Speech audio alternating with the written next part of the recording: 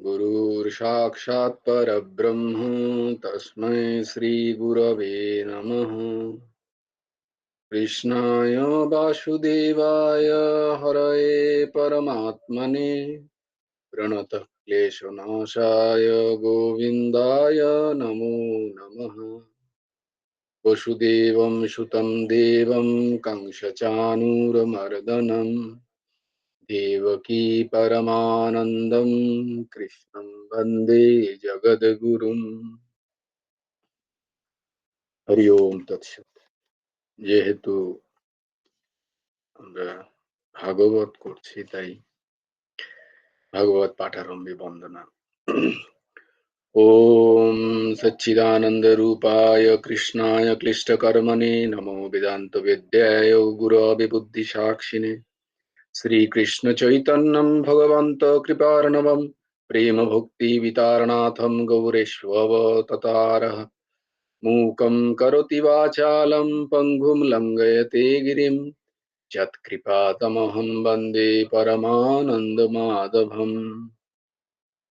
नमो नलिननेत्राय वेणुवाद्य विनोदिने राधाधरो सुधापानो शालिने वनमालिने बर्हापीरं नटवरवपु कर्णयो कर्णिकारं विप्रदवासो कनककपिशं वैजयन्तीं च मालाम् रन्ध्रान् वेणो अधरसुदया पुरयन् गोपवृन्दे बृन्दारण्यं शपदरमणं बृन्दारण्यं शपदरमणं प्राविशद गीतकीर्तिः। यः शानुभावमखिल श्रुतिसारमेक मध्यात्मदीपमतितितीर्षतं तमोहन्दं संसारिणां करुणाय पुराणगुह्यं त्वं व्यासो शृणु मुपयामि गुरुं मुनीनां नारायणं नमस्कृतं नरं चैव नरोत्तमं देवीं सरस्वतीं चैव ततो जयो मुदीरये। वाञ्छाकल्पतरुभ्यश्च कृपा सिन्धुभ्य एव च पतितानां पावनेभ्यो वैष्णवेभ्यो नमो नमः। परम पवित्र नैमिषारण्य क्षेत्रे शौनकादि ঋষিবৃন্দ শ্রীমদ্ ভাগবত হরিকথার শ্রোতা বক্তা রোমহর্ষনন্দন উগ্র সভাসুর ব্রহ্ম শ্রাবগ্রস্ত মহারাজ পরীক্ষিত হস্তিনার গঙ্গোপকূলে প্রায় উপবসনে উপবিষ্ট হয়ে প্রশ্ন করলে পর তৎপ্রশ্ন উত্তর দানে শ্রীমদ্ ভাগবতে আজকে আমরা শ্রবণ করব অজামিল প্রসঙ্গ। সেই অজামিল প্রসঙ্গ বর্ণনা প্রসঙ্গে পরমহংস শিরোমণি সুখদেব পাদ যাহা বর্ণনা করেন তোমরা সকলে খুব মন দিয়ে শ্রবণ করো। আজকে আমাদের চর্চার ভাগবত চরিত্র হচ্ছে, আমরা শ্রীমদ্ ভাগবত সৎসঙ্গ করছি পরমহংস ঠাকুর শ্রী শ্রী হেমন্ত দেবজিউর রচিত কথাসার ভাগবতী গ্রন্থ কথা থেকে। অজামিলের সৎসঙ্গ। কনৌজ দেশে এক ব্রাহ্মণ বাস করতেন, তার নাম ছিল অজামিল। আচ্ছা, অজামিল মানে জানো কি? অজা মানে হচ্ছে মায়া, অজা মানে হচ্ছে মায়া। তো মিল, মিল মানে মায়ার সাথে যে মিলে গেছে তাকে বলা হয় অজামিল। তো সেই জন্য মায়ার সাথে মিলেই যে যায় তাকেই অজামিল বলা হয়। তো যাকে আমরা এখানে অজামিল সম্বন্ধে পড়ি। অজামিল খুব শাস্ত্র জ্ঞান সম্পন্ন সুশীল সৎ স্বভাব ও সদ্গুণীর আকর ছিলেন।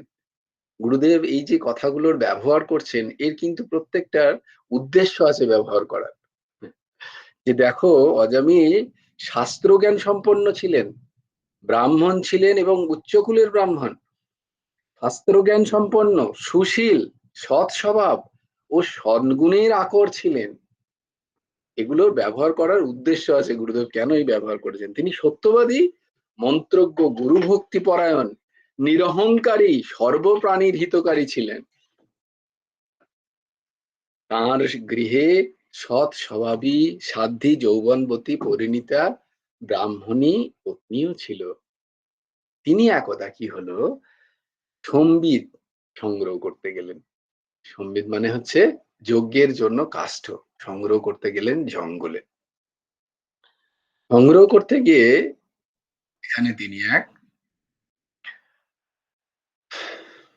গুরুদেব এখানে লিখছে শূদ্রার কবলে। শূদ্রার কবলে মানে ভাগবতেও লেখা আছে যে এক বারবনিতা, এক বারবনিতা, যেটা বাংলায় বেশ্যা বলা হয়। এইরকম এক মহিলার অঙ্গভঙ্গি দেখে তার প্রতি কামাসক্ত হয়ে গিয়ে, দেখো কেন আমি বললাম যে গুরুদেব খুব সচেতনতার সাথে আগে এই সমস্ত গুণগুলো ছিল অজামিলের মধ্যে, তারপরেও দেখো কাম কোথায় অজামিলকে টেনে নিয়ে গেল। তো সেই কামাসক্ত হয়ে সেই স্ত্রীকে তাকে বিবাহ করে তার যে ধর্মপত্নী এবং তার যে আগের সংসার তাদেরকে পরিত্যাগ করে অজামিল। ওই যে অজামিল মিল হয়ে গেল কার সাথে, না মায়ার সাথে। তাই জন্য অজামিল। তো সেই যে শূদ্র পত্নী, সেই বারবনিতার সাথে সহচর্যে তার আস্তে আস্তে সমুদয় যত সদাচার ছিল। তাই জন্য দেখো এখানে বলার উদ্দেশ্য যে মায়াকে যদি আমরা আমরা ভাবি অনেক সময় যে না আমার তো এত সদ্গুণ আছে, আমার তো এত সৎসঙ্গ আছে, আমার তো এত জ্ঞান আছে, মায়া আমাকে কিছু বিগড়াতে পারবে না, বা এই ধরনের এটা চলতেই পারে, কোনো অসুবিধা নেই। কিন্তু সেটার সঙ্গ বলার উদ্দেশ্য বোঝো, এই প্রত্যেকটা গল্প মানে গল্প তো নয়, ইতিহাস বা এই ভাগবত চরিত্র থেকে আমরা যেগুলো শিক্ষা পাই সেইটা আগে আমাদের যেন মাথায় হিট করে বারবার, বা আমরা যেন সেইটাকে নোট করে রাখি যে অজামিল এত সৎ সম্পন্ন এক ব্রাহ্মণ সন্তান হয়েও তার কাম তাকে কোথায় টেনে নিয়ে গেল, সেই সৎসঙ্গে তার সমুদয় সদাচার বিনিষ্ট হয়ে গেল। তো আমরা যদি সেই রকম কোনো সৎসঙ্গ সেরাম যদি কোনো সঙ্গ করতে থাকি, তাহলে কিন্তু আমাদেরও আস্তে আস্তে আস্তে আস্তে যতই আমরা সদাচারী হই না কেন, আমরা কিন্তু ঠেকিয়ে রাখতে পারবো না। আস্তে আস্তে আমাদের সব বিনষ্ট হয়ে যাবে। সেই দিকটা আমাদের খেয়াল রাখতে হবে জীবনে। তাই জন্য ত্যাগটা বা নিগ্রহটাও প্রয়োজন আছে। অজামিল সেই তাকে সেই মাকে বিবাহ করে তার থেকে ১০টি সন্তান হলো। ১০টি সন্তানের যে সবথেকে কনিষ্ঠ, তার নাম রাখা হলো নারায়ণ। তার নাম নারায়ণ রাখা। আর সেই কনিষ্ঠ পুত্র অজামিলের অত্যন্ত প্রিয়। সেই যে কনিষ্ঠ পুত্র অজামিলের এত প্রিয় যে অজামিল সমস্ত কাজে সেই কনিষ্ঠ পুত্রকেই ডাকে। কনিষ্ঠ পুত্রকেই, এই নারায়ণ কোথায় গেলি, এই নারায়ণ জল এনে দে, এই নারায়ণ আমার ব্যাগটা এনে দে তো, নারায়ণ ভালো করে থাকবি। সবসময় যখনই যা কিছু করে অজামিলের যা চাই শুধু নারায়ণকে চায়, নারায়ণ মাকে বলতো এটা তাই চাই, তো নারায়ণ দেখো। তো এই জন্য নামটা রাখা হলো নারায়ণ। ভগবান এখানে একটা সুন্দর কথার তিনি পরিবেশন করছেন, সেইটি আমরা শুনবো যে কেন এই নারায়ণ নামটা রাখলেন। অজামিল তো তখন ভ্রষ্টা হয়ে গেছে, সে তো সদাচার নষ্ট হয়ে গেছে, কিন্তু তার এই কনিষ্ঠ পুত্রের নাম নারায়ণ কেন রাখলো। তা তো অন্য কি বলে টমি, বনি, টিনি, বাবু, হাবু এইসব রাখতে পারতেন তিনি, যেগুলো আমরা শুনতে পাই আজকাল। বলার উদ্দেশ্য যে যে ভগবান নাম যদি রাখা হয় তাহলে কত উপকার, সেইটাই আমরা আজকে পড়ছি। এই অজামিল প্রসঙ্গ হচ্ছে নামাভাসের প্রসঙ্গ। মানে নাম যে কত উচ্চ জিনিস, সেটা যেভাবেই গ্রহণ করা হোক না কেন, সেটার যে ফল অমোঘ, সেটা হেলায় গ্রহণ করা হোক, সেটা অভাব কুভাব স্বভাব যেভাবে হোক, নাম যদি আমরা যেভাবে হোক কারোর নাম নিচ্ছি, গ্রহণ করছি, তাতেও আমাদের তার নাম হয়তো কোনো তার তাকে ডাকছি, ভগবানকে ডাকছি না হয়তো। কিন্তু সেই নামের এমন মাহাত্ম্য, কাউকে গোবিন্দ বলে ডাকছি। এই গোবিন্দ! এইটা তো তাকে বোঝা যাচ্ছে। কিন্তু এই গোবিন্দ নামটা কিন্তু ভগবানের কাছে। হ্যাঁ, এইটা মনে রাখতে হবে। তাই যারই নাম যদি ভগবানের নাম হয়, তাকে ওই বাবু, আ হাবু, টমি, এরম বলো না। তাকে তার নামটা ধরেই ডাকো। তাতে তারও উপকার, কারণ সে শ্রবণ করছে তার নিজের নামও, ভগবান নাম। আর প্লাস তুমি নিচ্ছ, এতে তোমারও উপকার হয়ে যাচ্ছে।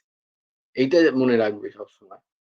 তার আমি একটা আ বা তার আমি একটা আ এই আ বৃন্দাবনেই ঘটিত একটা ঘটনা আমি তোমাদের শোনাবো। আগে অজামিল প্রসঙ্গ শুনিয়ে নিই। অ্যা তো আ নারায়ণ নামটা কেন রাখা হলো আগে সেইটা শুনি।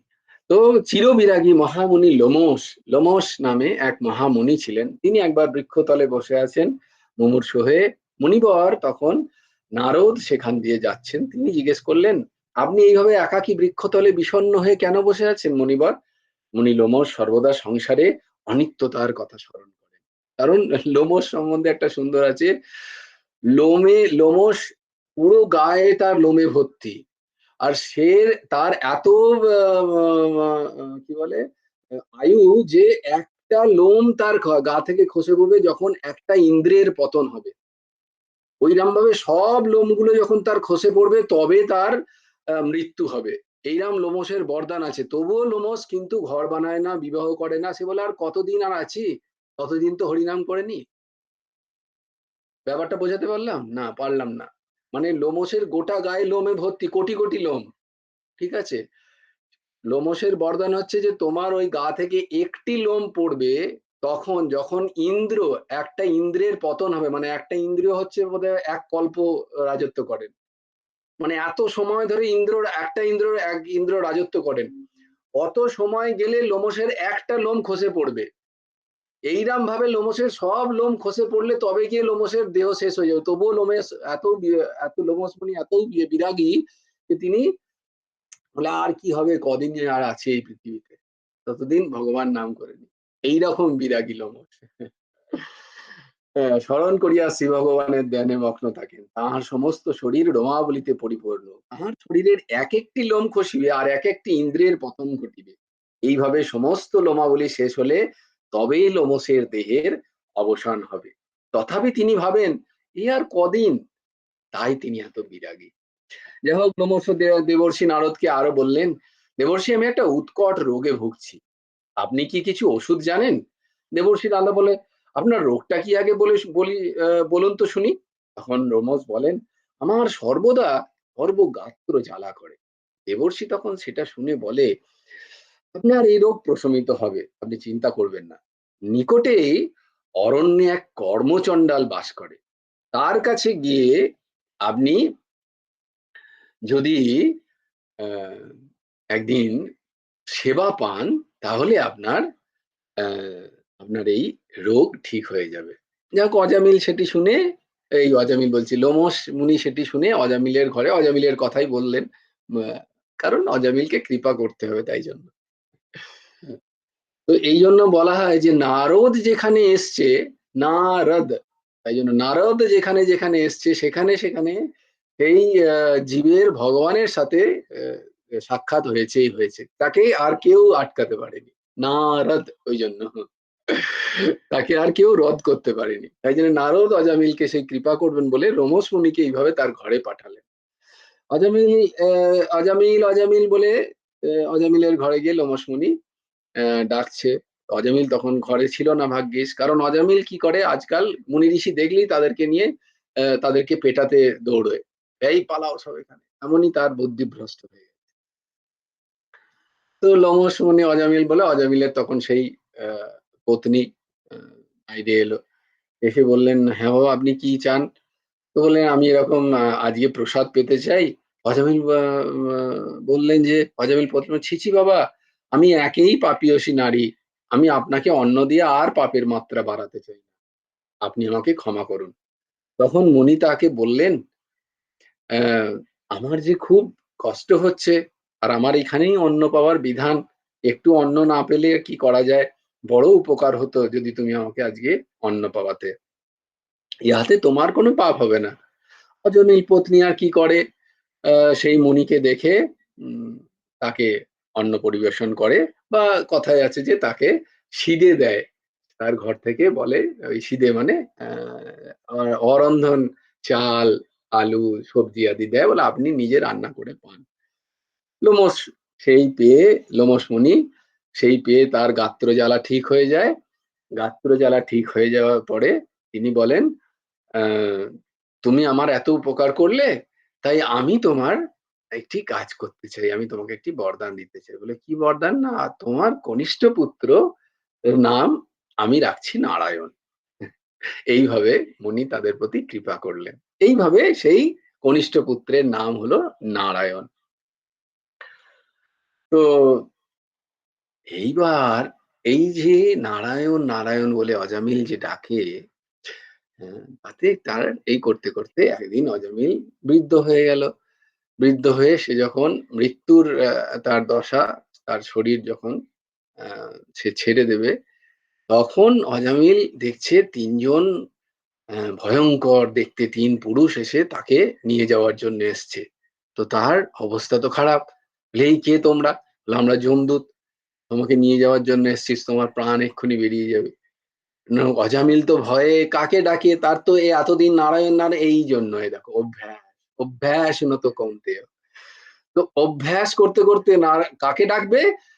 আর অজামিল তখন তার সেই কনিষ্ঠ পুত্রকেই ডাকছে, নারায়ণ নারায়ণ বাঁচা বাঁচা বলে, নারায়ণ বাঁচা, নারায়ণ বাঁচা বলে ডাকছে।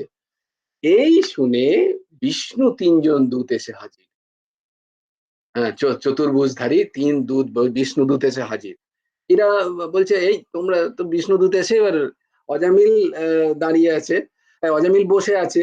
সে দেখছে তিন বিষ্ণুদূত, সুন্দর অপূর্ব দর্শন তাদের, চতুর্ভুজধারী, আর তিনজন এরকম আহ, বিশাল দেখতে একদম যমদূত। তো যমদূতরা জিজ্ঞেস করছেন, আপনারা কে? বলছে, তার আগে তোমরা বলো, তোমরা কে? বলছে, আমরা যমরাজের দূত। এ পাপী অজামিল মহা পাপ করেছে সারা জীবন। আমরা একে যম যমরাজের কাছে নিয়ে যেতে চাই। এর প্রচুর পাপ আছে, তার শাস্তি ভোগ করতে হবে। আর বিষ্ণুদূত এসে বলছে, এ তো যত পাপই করুক না কেন, মৃত্যুর সময় যেহেতু আমাদের স্বামী, আমাদের প্রভু বিষ্ণুর নাম নিয়েছেন, তাই আমাদের কিচ্ছু করার নেই। আমরা একে কোনো পাপ ভোগ হতে দেব না। একে আমাদের ইনস্ট্রাকশন হচ্ছে, আমাদের নিয়ে যেতে হবে একে। তো সেই শুনে বলে, না, এইসব বাজে কথা। ও কি ভগবানকে ডাকছিল না, তো ও তো নিজের ছেলেকে ডাকছিল। তখন বিষ্ণুদূতরা বলছেন, ওর নিজের ছেলে, ওর ছেলের নাম তো হয়েছে মাত্র 4 বছর। আর আমার প্রভুর নাম হচ্ছে, যতদিন ধরে সৃষ্টি হচ্ছে ততদিন আমার প্রভুর নাম। তাহলে আগে আমার প্রভুর নামটা নামে ঘটিত হবে, না ওর ছেলেতে ঘটিত হবে? এই নিয়ে খুব তর্কাতর্কি হলো। যখন যমরাজের দূতরা ছাড়বে না, তখন বিষ্ণুদূতরা বেশ করে তাদেরকে পিটিয়ে তাদেরকে বাড়ি পাঠিয়ে দিল। আর সেই পেটানি খেয়ে তারা চলে গেল। লেখা আছে একদম ভাগবতে, আমি কোনো বানিয়ে বলছি না, এইভাবেই লেখা আছে। এত পেটানি খেয়েছে তারা বিষ্ণুদূতের কাছে, যে তারা কাঁদতে কাঁদতে তারা যমদূতের কাছে চলে গেল, এই যমরাজের কাছে ফিরে গেল। আর দিয়ে এই করতে গিয়ে বিষ্ণুদূতরাও সেখান থেকে অন্তর্হিত হলো। অজামিল এইটি দেখে তার তো, হ্যাঁ, আবার সেই তার পূর্ব যে পাপ কর্মের আগের যে কথা, সেই সমস্ত শাস্ত্র জ্ঞান তার মনে পড়লো। তার মনে হলো যে, বাপ রে, চিন্তা করো, সত্যিই তো আমি আমার পুত্রকে ডাকছিলাম, আমি তো ভগবানকে ডাকিনি। পুত্রের নাম করে আমি ডাকাতে যদি বিষ্ণুদূত এসে এইভাবে আমাকে রক্ষা করে, তাহলে না জানি যে আমি যদি প্রেমের সাথে, আমি যদি ভালোবেসে ভগবানকে ডাকি, তাহলে না আমার কি গতি হবে, চিন্তা করো। হ্যাঁ, সেই ভাবনার সঙ্গে সঙ্গেই অজামিলের বৈরাগ্য এলো সংসার থেকে, এবং তিনি হরিদ্বারে চলে গেলেন। হরিদ্বারে গিয়ে আবার ভগবানের প্রেম সহকারে ভগবানের নাম উচ্চারণ করে করে তিনি তার বৈকুণ্ঠে তিনি সেখানে গেলেন। তো বিষ্ণুদূতের গদাঘাতে যমদূতের কটির অস্থি ভঙ্গ হয়, তাহারা কোনো মতে প্রাণ রক্ষা করে পলায়ন করে। বিষ্ণুদূতরা বলিয়াছিলেন, পতিতঃ স্খলিতঃ ভগ্নঃ ছন্দস্তস্তপ্তত্রাহতঃ হরিরিত্যবসানায় পুমান্নায়ীতি যাতনা। প্রাসাদিদি হইতে পতিত, পথে পাদদলিত, সর্বাদি দ্বারা দষ্ট, কিংবা লঘুরাধি দ্বারা আহত হইয়া মনুষ্য যদি হরিনাম উচ্চারণ করে, তবে তাহাকে আর নরক যাতনা ভোগ করিতে হয় না। দেখো, খুব এটা কিন্তু একদম মাথায় ঢুকিয়ে নাও। এ কিন্তু একদম বর্ণে বর্ণে সত্যি। এর মধ্যে কোথাও অতিরঞ্জন নেই। ভগবান নামের এত মহিমা, এটা কোথাও অতিরঞ্জন নেই। আচ্ছা, ভগবানের নামের একটা ভগবান নামে 10টা নাম অপরাধ হয়, তার মধ্যে এটা একটা নাম অপরাধ। যে ভগবানের নামের মহিমা এমনিই বলা আছে বোধহয় নয়, এইরকম ভাবনাটা একটা নাম অপরাধ। না, ভাবতে নেই। ভগবান নামের অশেষ অশেষ মহিমা। হম, যেমন ভাবে পরিহাস্যম হেলনমে বাবা বৈকুণ্ঠ নাম গ্রহণ অশেষ আগারম বিদুহু, এরম লেখা আছে। পরিহাস্য মানে হাসতে হাসতে কাঁদে কাঁদে বলছে, কৃষ্ণ কৃষ্ণ খুব হয়েছে। এই যে যে বললো, তুমি হয়তো কৃষ্ণ কৃষ্ণ বলছো শ্রদ্ধার সাথে, আর তার সেটি শুনে তোমার কোনো অনুযায়ী, তোমার কোনো বন্ধু, তোমার কোনো পাড়ার লোক ওই যে বললো, দেখেছো আজকাল আর কৃষ্ণ কৃষ্ণ হয়ে, ওই যে ওইটুকু দুটো দুবার কৃষ্ণ কৃষ্ণ বললো, তাতেই তার বেড়া পার হয়ে গেল। তাহলে বাবু, তুমি যদি কৃষ্ণমুখী হও, তাতে যদি কেউ দোষ ভেবেও তোমাকে গালাগালিও করে, তার মধ্যে তার যদি হরিনাম বেরিয়ে যায়, তাহলে কত উপকার সেই জীবের। এই জন্য বলে বৈষ্ণব যে একজন হয়ে গেল, সে প্রচুর জীবকে সঙ্গে নিয়ে বৈকুণ্ঠ যায়। কারণ ওই যে কেউ না কেউ তার শিখা দেখে টিটকিরি কাটে, কিন্তু তার সেই টিটকিরি কাটতে সময় সে একবার তো নামটা বলছে। এই জন্য আমি একবার গেছিলাম, এরকমই শিখা খোলা ছিল এক সবজির দোকানে, মনে নেই, গিয়ে সেরকম ওখানে দুই মা এসছে, ছোট বয়সে, সে এরকম বলছে, মানে কি বলে, মজার স্বরে আর কি, হরে কৃষ্ণ হরে কৃষ্ণ। বললে বিশ্বাস করো না, মনটা এত ভরে গেল। ন্যাচারালি তারা আমাকে তাদের ভাব ছিল যে মানে কি বলে বাংলায় যেটাকে বলে টিটকিরি কাটা বা টোন। তো কিন্তু এই দাসের মনটা এত ভরে গেল যে দেখো, এই কমসে কম এই বেশ দেখে, এই তিলক সেবাজ কোন শিখা দেখে, ওরা তো দুবার হরে কৃষ্ণ তো বললো। ইস্কনের সবাই এরকম করে থাকে তো, তাই তাই জন্য এই যে হরে কৃষ্ণ এই যে দুবার বললো, এতেই ওদের উপকার। এতেই উপকার, তুমি কিছু করলে কি করলে না, অথচ দেখো তোমার এই বেশ দেখেই তাদের কল্যাণ হয়ে গেল। অশেষ অগহর বিদু।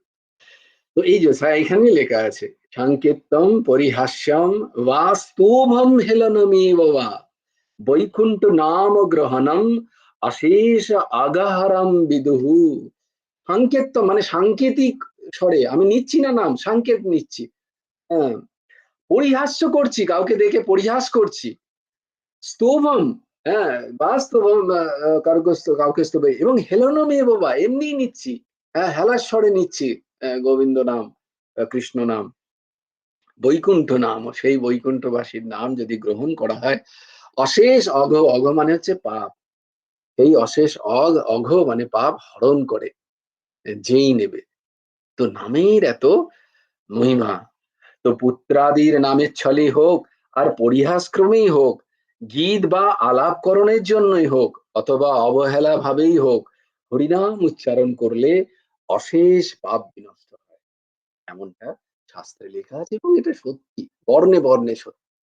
তাই তোমরা, তোমাদের প্রত্যেকের কাছে অনুরোধ, একটুকু সময় নষ্ট না করে যখনই মনে পড়বে হরিনাম হরিনাম নাম করো, আর যেভাবে হোক। তাই জন্য বলছে, আমাদের তো অনেক সময় মতি থাকে না হরিনাম করার, তাই জন্য কারুর না কারুর নাম তোমরা, আমরা যদি আমাদের যাদের প্রিয়জন তাদের যদি নাম আমরা ভগবানের নামে রাখি, সেই নামটা ডাকতে হবে কিন্তু।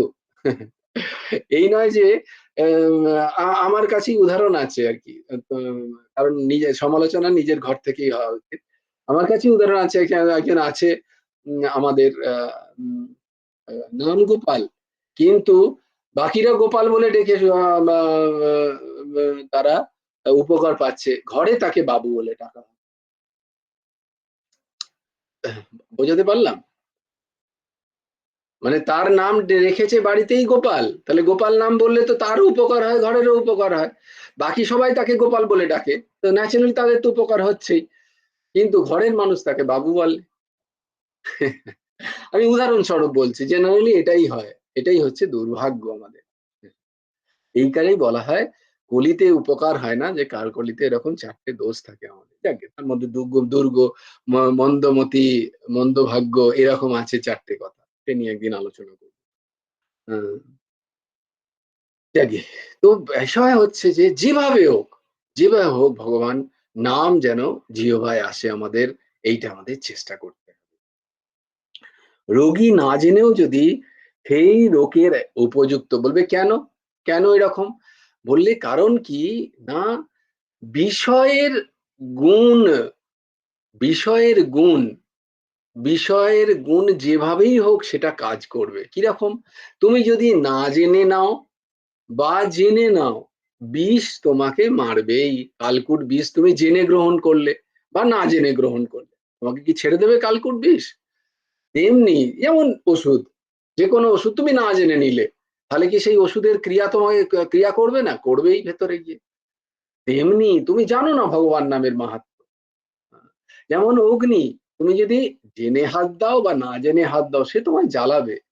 এটা হচ্ছে সেই বিষয়ের মাহাত্ম্য, সেই বিষয়ের গুণ, তার শক্তি আছে একটা।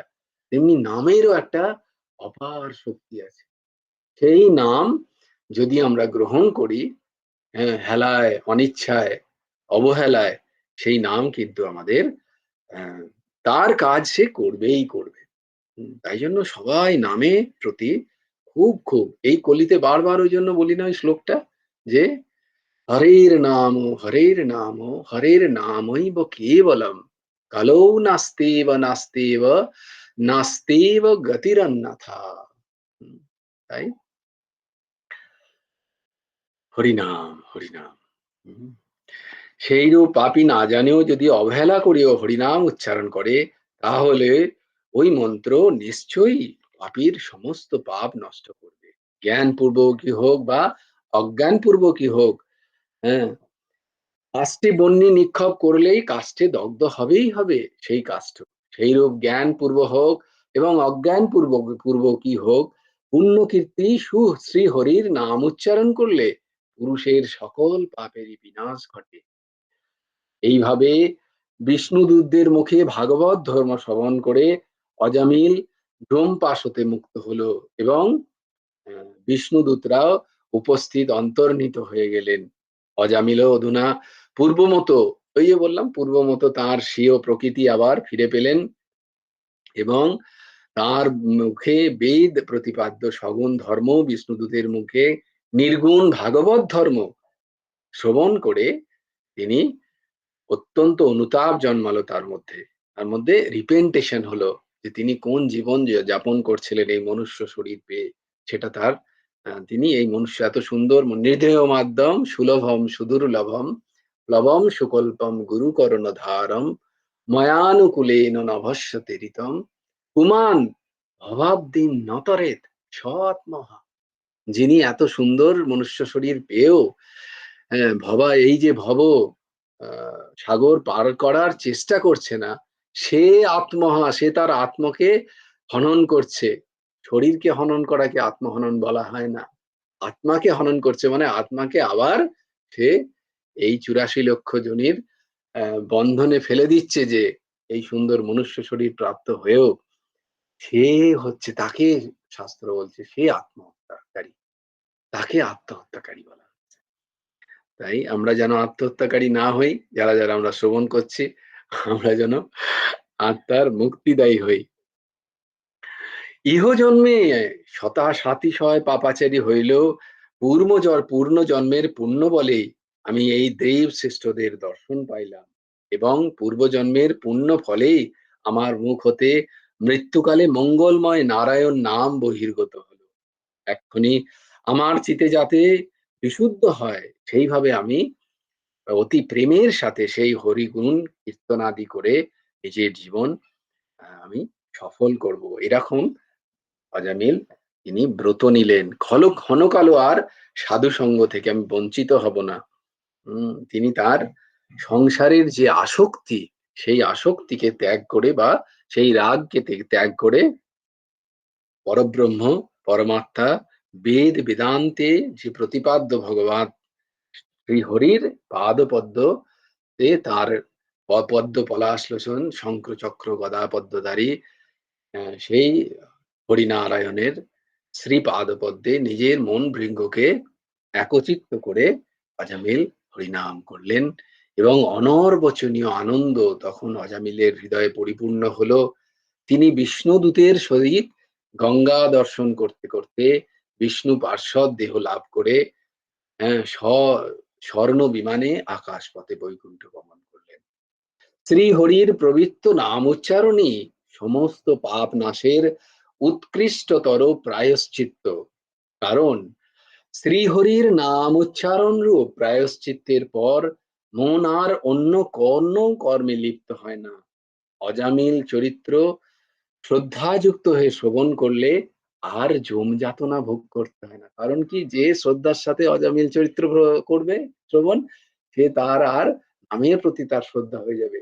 আচ্ছা দেখো, এখানে এই জন্য বলা হয় যে অজামিল চরিত্র হচ্ছে নামের মাহাত্ম্য নয়, নামের নামাভাস। অজামিল তো নাম সেই অর্থে নেয়নি। তাহলে এখানে বলা হয় নামের আভাসেই অজামিল এর পরিত্রাণ হয়ে গেল।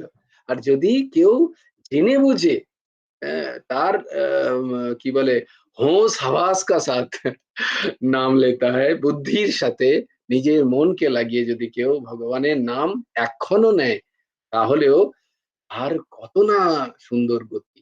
তাই জন্য ভগবান ওই যে, যেমন ধরো তোমাদের হোয়াটসঅ্যাপে লিখেছিলাম না, গুরুদেব পরমহংস ঠাকুর শ্রী শ্রী হেমন্ত দেবজিও বলছেন, রাধে শ্যাম, শ্যাম শ্যাম রাধে রাধে, রাধে কৃষ্ণ কৃষ্ণ কৃষ্ণ রাধে রাধে। এই 16 নাম 32 অক্ষর যিনি 1 মিনিট মাত্র, তিনি নিজ অধিকারে সবাইকে দেখো কি বলছেন, সারাদিন 24 ঘন্টায় বলছেন 1টা মিনিট 60 সেকেন্ড এই 16 নাম 32 অক্ষর যিনি উচ্চারণ করবেন নিজের বুদ্ধি লাগিয়ে, বুদ্ধির সাথে নিজেকে একাত্ম করে, তাহলে তাকে যম যাতনা ভোগ করতে হবে না। তার দোরগোড়ায় করজোড়ে এসে সুখ শান্তি বলবে, আমাকে গ্রহণ করুন। সুখ শান্তি বলবে এসে করজোড়ে। তার মানে মায়া তো সে পাবেই, কিন্তু মায়ার বন্ধনে সে আবদ্ধ। মানে এই যে লৌকিক যে সুখ, সেই লৌকিক সুখও এসে তার চরণে লুটবে, আর পারলৌকিকও তার কল্যাণ হয়ে যাবে। তাই তোমাদের কাছে, সবার কাছে হাত জোড় করে অনুরোধ, তোমরা রাধেশ্যাম নাম অবশ্যই 1 মিনিট হলেও করো। সারা দিনে 1টা মিনিট যখন বসে থাকবে, রাধেশ্যাম রাধেশ্যাম, শ্যাম শ্যাম রাধে রাধে, রাধে কৃষ্ণ রাধে কৃষ্ণ, কৃষ্ণ কৃষ্ণ রাধে রাধে, রাধে শ্যাম রাধে শ্যাম, শ্যাম শ্যাম রাধে রাধে, রাধে কৃষ্ণ রাধে কৃষ্ণ, কৃষ্ণ কৃষ্ণ রাধে রাধে, রাধে শ্যাম রাধে শ্যাম, শ্যাম শ্যাম রাধে রাধে, রাধে কৃষ্ণ রাধে কৃষ্ণ, কৃষ্ণ কৃষ্ণ রাধে রাধে, রাধে শ্যাম রাধে শ্যাম। শ্যাম শ্যাম রাধে রাধে, রাধে কৃষ্ণ রাধে কৃষ্ণ, কৃষ্ণ কৃষ্ণ রাধে রাধে, রাধে শ্যাম রাধে শ্যাম, শ্যাম শ্যাম রাধে রাধে, রাধে কৃষ্ণ রাধে কৃষ্ণ, কৃষ্ণ কৃষ্ণ রাধে রাধে, রাধে শ্যাম রাধে শ্যাম, শ্যাম শ্যাম রাধে রাধে, রাধে কৃষ্ণ রাধে কৃষ্ণ, কৃষ্ণ কৃষ্ণ রাধে রাধে,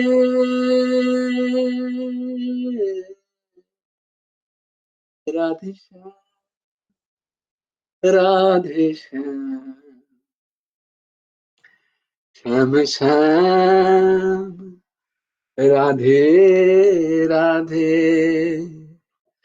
রাধে কৃষ্ণ রাধে কৃষ্ণ, কৃষ্ণ কৃষ্ণ রাধে রাধে।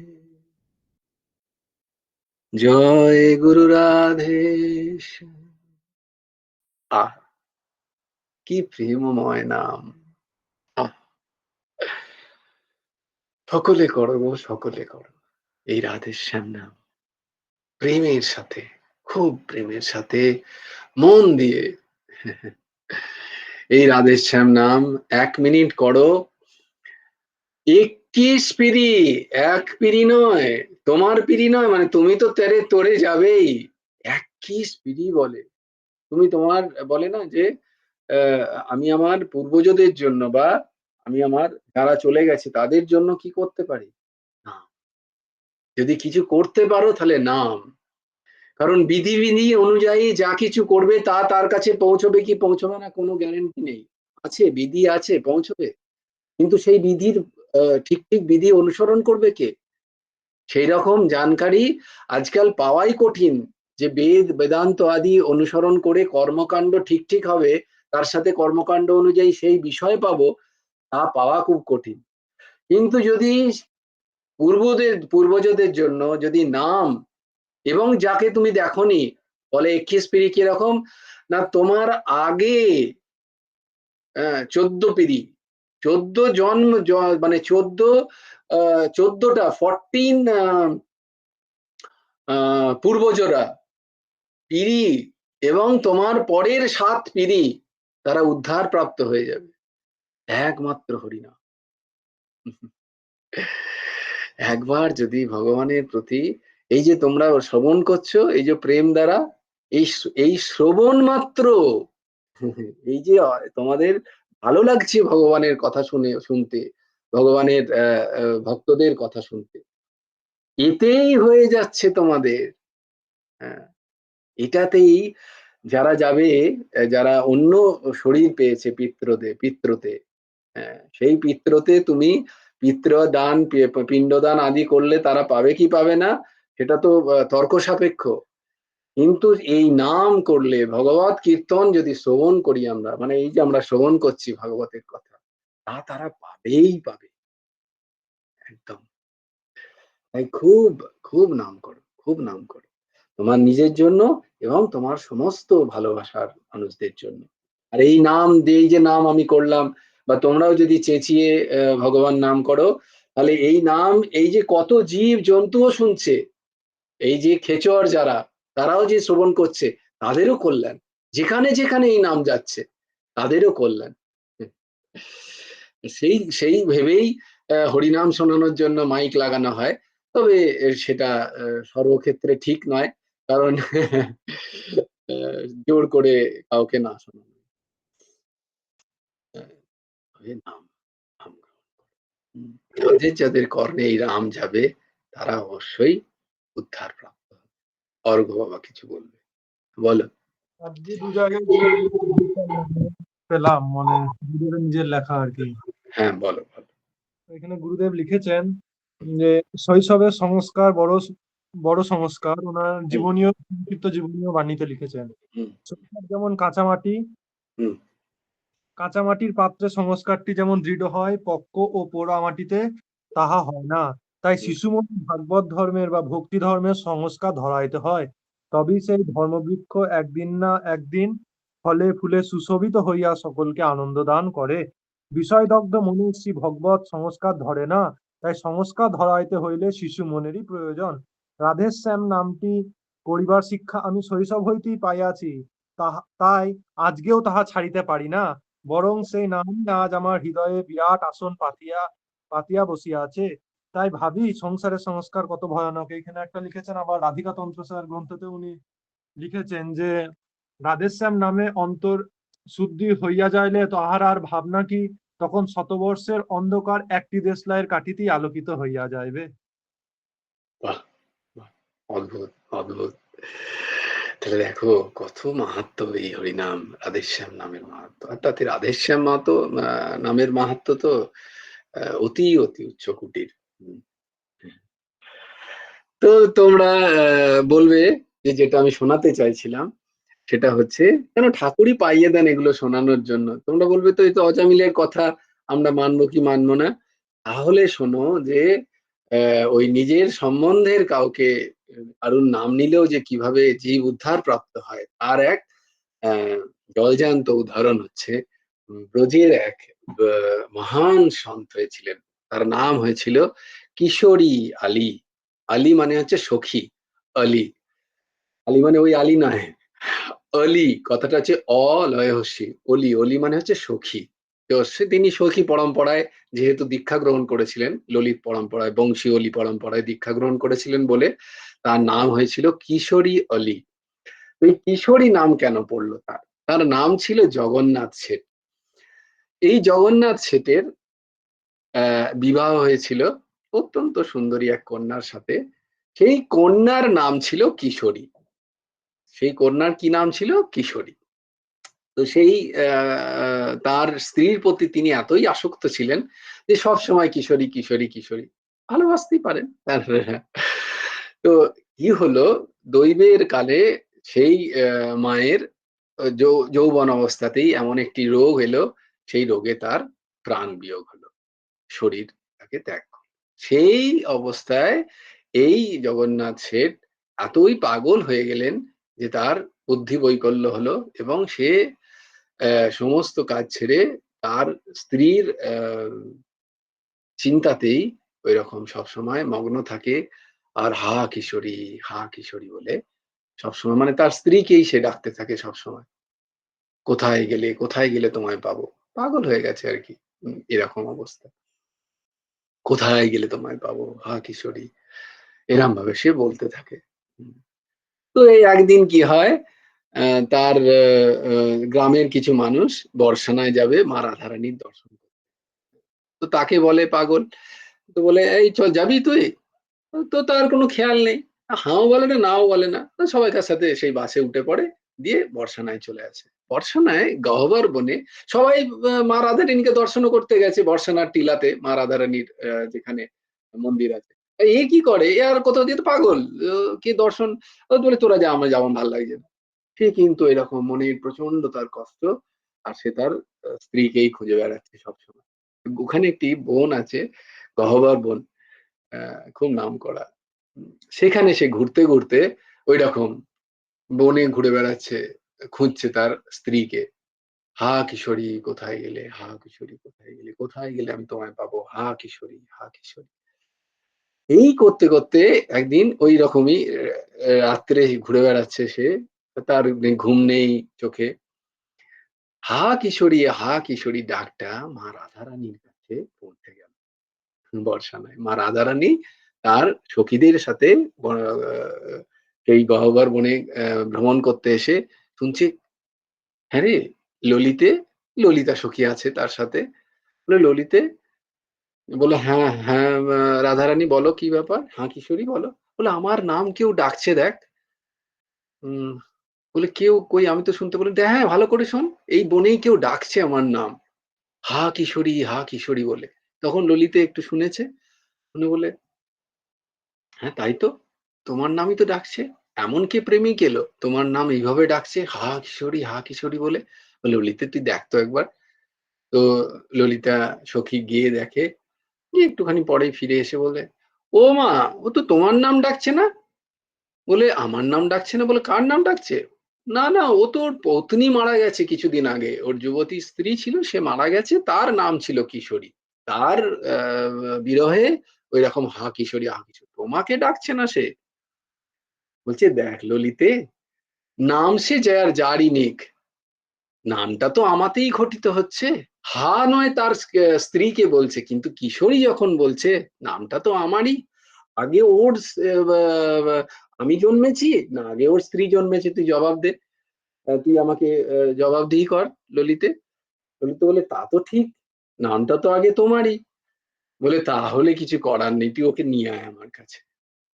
তো মা বললে, এতই করুণাপ্রবণ আমার মা রাধা, তিনি করুণার করুণার সাগর হচ্ছেন ভগবান। কিন্তু ভগবানও করুণা করার আগে কিছু শর্ত রাখেন, কিন্তু মা রাধারানী করুণা করার জন্য কোনো শর্ত রাখেন না। তিনি সাক্ষাৎ করুণা মূর্তি, আর যেন করুণা করাই স্বভাব। তো এত করুণা প্রবণ আমার মা। বলে, না, ওকে নিয়ে আয় আমার সামনে। তো ললিতে বলে, ঠিক আছে। তো ললিতা, তো ললিতারও তো, মা ললিতার দর্শন কি চারটিখানি কথা। তো সেই জগৎ শেঠের সামনে মা ললিতা দর্শন দিয়ে, দর্শন যখনই মা ললিতার সে দর্শন করেছে, অপূর্ব সুন্দরী, কোটি কোটি লক্ষ্মীর সুন্দরীকে দমন করে এমন ললিতা সখীরই সৌন্দর্য, সেই সৌন্দর্য দর্শন করেই ব্যাস। কারণ এই যে গুরু, ললিতা হচ্ছেন গুরু রূপে। তো সদ্গুরু দর্শন করেই জগৎ শেঠের হৃদয় পবিত্র হয়ে গেল। তার তখন আর নিজের স্ত্রীর কথা সে বিস্মৃত হয়ে গেল, বলে, আমি কার দর্শন পাচ্ছি। ললিতা বলে, শোনো গো, তোমাকে কিশোরী কি বলে মনে করেছে, তোমাকে কৃপা করুণা করে করবেন বলে। কোন কিশোরী? বলে, মা রাধারানী। তখন তো তার সমস্ত বিস্মৃত হয়ে গেছে সে, কারণ এই যে ভগবৎ স্বরূপ, হ্যাঁ, তার মধ্যে সেই স্বস্বরূপের জীব নিত্য কৃষ্ণ দাস এই বোধ তার হয়ে গেছে, জীব নিত্য রাধা দাস, রাধার সহচরী রূপে সে তখন তার মনের মধ্যে ভাব উদয় হয়েছে। তখন সেই ললিতে তাকে মা রাধারানীরও দর্শন করে দিলেন, এবং মা রাধারানীর দর্শন করে তো তার আরো সবকিছু বিস্মৃত হয়ে গেল। সে তখন মা রাধারানীর একান্ত সহচরী হয়ে গেল। তো বললে, না, তোমাকে এখানেই থাকতে হবে, আরো অনেক জীবের তোমাকে কল্যাণ করতে হবে, এবং তোমার নাম হবে কিশোরী, এবং তোমার গুরু হবেন ওই বংশী আলী। মানে বংশী আলী বলে একজন তখন মহান সন্ত বর্ষানায় আহ তিনি মা রাধারানীর উপাসনা করতেন। তুমি তার কাছে যাও, এবং তুমি আমার নামেই দীক্ষিত হবে, এবং দীক্ষিত হয়ে তুমি আমার উপাসনা করো, তোমার নাম কিশোরী আলী হবে। এই কিশোরী আলী, অলি কিশোরী বা কিশোরী আলী অত্যন্ত উচ্চকোটির এক সন্ত হয়েছিলেন, সন্ত মহাত্মা হয়েছিলেন বর্ষানায়। এখনো তার লেখা অনেক অনেক পদ আছে, যেগুলো আহ, আমাদের বর্ষানায় গাওয়া হয়, সবাই গান। খুব প্রেমিক পদ, খুব প্রেমিক পদ, প্রেমের পদ, কিশোরীর ওপরে লেখা। তো দেখো, সত্যি ঘটনা কিন্তু, হ্যাঁ, তার স্ত্রীর নামই নিচ্ছিল সে কিশোরী, কিন্তু দেখো নিতে নিতে নিতে নিতে কি অদ্ভুত, যে রাধারানীর কৃপা, রাধারানী সাক্ষাৎ দর্শন, কি চারটিখানি কথা। রাধারানীর দর্শন পেয়ে সে এক মহান সন্ত মহাত্মাতে পরিণত হলেন, তার নাম হলো কিশোরী আলী। তাই আমরাও যদি আহ সেই মা রাধারানীর নাম নিই, চলো আমরা তাহলে আজকে একটু মা রাধারানীর নাম নিই, তাতে কোটি হরি নামের সমান এক মা রাধারানী। কিশোরী कुछ ऐसा इंतजाम हो जाए, किशोरी कुछ ऐसा इंतजाम हो जाए कि जुबां पे राधा राधा राधा नाम हो जाए, ईश्वरी कुछ ऐसा इंतजाम हो जाए, ईश्वरी कुछ ऐसा इंतजाम हो जाए, जुबां पे राधा राधा राधा नाम हो जाए, जुबां पे राधा राधा राधा राधा नाम हो जाए, ईश्वरी कुछ ऐसा इंतजाम हो जाए। राधे राधे श्याम मिला दे, राधे राधे गुरु मिला दे, राधे राधे श्याम मिला दे, राधे राधे श्याम मिला दे, राधे राधे गुरु मिला दे, राधे राधे राधे राधे, आहा राधे राधे राधे राधे, राधे राधे राधे राधे, राधे राधे राधे राधे, राधे राधे राधे राधे, गुरु जी कुछ ऐसा इंतजाम हो जाए, जुबां पे जय गुरु जय गुरु जय गुरु जय गुरु नाम हो जाए, जुबां पे जय गुरु जय गुरु जय गुरु नाम हो जाए, ईश्वरी कुछ ऐसा इंतजाम हो जाए, ललित कुछ ऐसा इंतजाम हो जाए। আমাদের গুরুদেব ভগবান ললিতাজির স্বরূপ এই শরীরে এসে গুরু রূপে সদ্গুরু রূপে এসে সকলকে অকৃপণ এই রাধেশ্যাম নাম দান করেছেন। আর তার প্রেডিকশন এই রাধেশ্যাম নাম সব জায়গায় ছড়াবে, সকলে প্রেম প্রাপ্ত হবে, বহু মানুষ উদ্ধার হবে একদিন।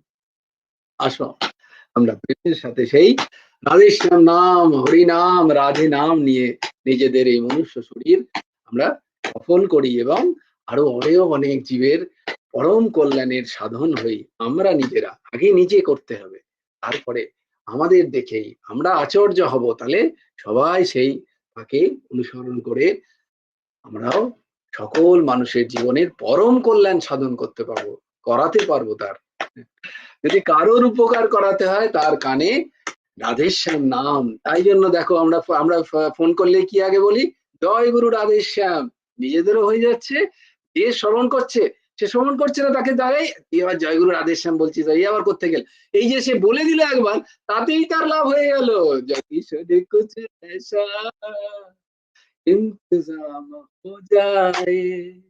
নরোত্তম দাস ঠাকুর, নরোত্তম দাস হরিদাস ঠাকুরকে কোড়া মারছে পরম, তাকে 22 বাজারে বলেছে চাবুক মারতে হবে, তো 22 বাজারে তাকে চাবুক মারছে, আর সে বলছে হরি বল হরি বল হরি বল, মঞ্চ যাচ্ছে হরি বল হরি বল বলছে, এক একটা চাবুক খাচ্ছে আর বলছে হরি বল হরি বল।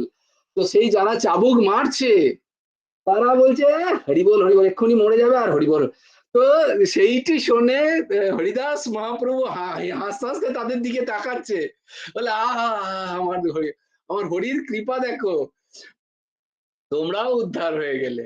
কারণ এই যে বলছে হরিবল হরিবল বলছে আর মারছে, দেখো বৈষ্ণবকে মারছে আর হরিবল বলছে, বৈষ্ণবের কৃপায় তারা উদ্ধার হয়ে যাচ্ছে। হরিবল হরি হরিবল হরিবল বলছে, এই মার খাচ্ছিস হরিবল বলে, দেখ মার খাচ্ছিস, তারা উদ্ধার পাচ্ছে।